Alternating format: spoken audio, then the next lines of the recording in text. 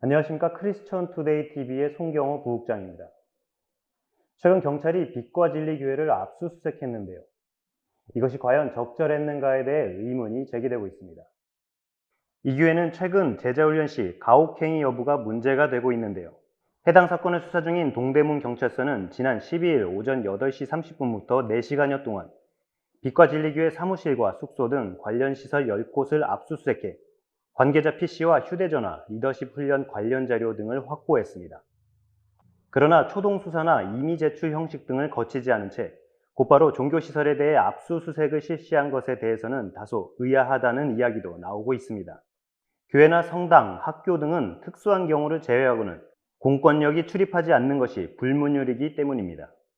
지난 3월 코로나19 방역을 위한 신도 명단 확보 등을 목적으로 신청한 신천지 대구 지역 장막성전에 대한 압수수색 영장은 기각된 바 있습니다. 경기 과천 신천지 본부에 대해서도 당시 예배 출석 기록과 신도 명단 확보를 위해 압수수색 대신 행정조사를 실시했습니다. 실제로 코로나19 사태 이후 교회에 대한 공권력의 압박은 갈수록 거세지고 있는 상황입니다.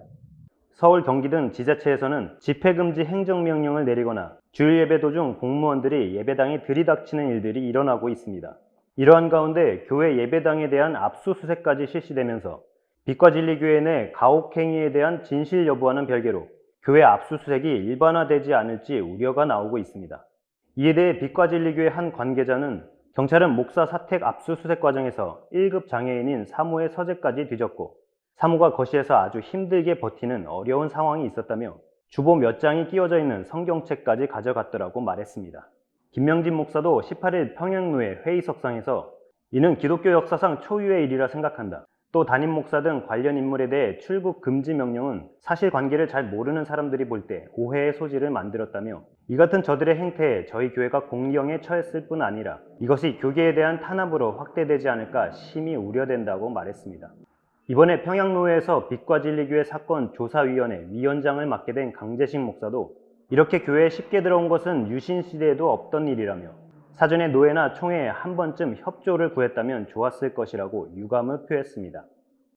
한편 빛과 진리교회에 대해서는 최근 정말 믿기 어려운 언론 보도들이 나왔는데요. 바로 소위 인분 먹기 훈련을 강요했다고 하는 것입니다. 이 교회 출신 성도 20여 명이 기자회견을 열고 교회 강제 해산과 김명진 담임 목사의 처벌을 주장했는데요.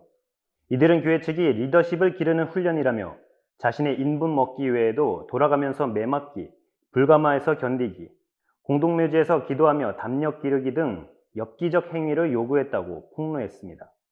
현재까지 이 교회가 속한 예장합동교단과 평행노회 측이 조사한 바에 따르면 유감스럽게도 교인이 인분을 먹은 사건이 있었던 것은 사실이라고 합니다. 노회 측 한 관계자는 사도 바울과 같은 고난에 동참하자는 의미로 그 같은 행동을 했다고 한다며 담임 목사의 지시에 의한 것은 아니었다고 하지만 그가 이를 뒤늦게 알고도 적절한 조치를 취하지 않았던 것은 문제라고 했습니다. 빛과 진리교회는 또 담임 목사가 사례비를 받지 않는 대신 지정헌금을 받았다는 주장이 제기돼 이것이 또 다른 문제로 비화될지도 모르는 상황입니다. 크리스천 투데이 TV였습니다.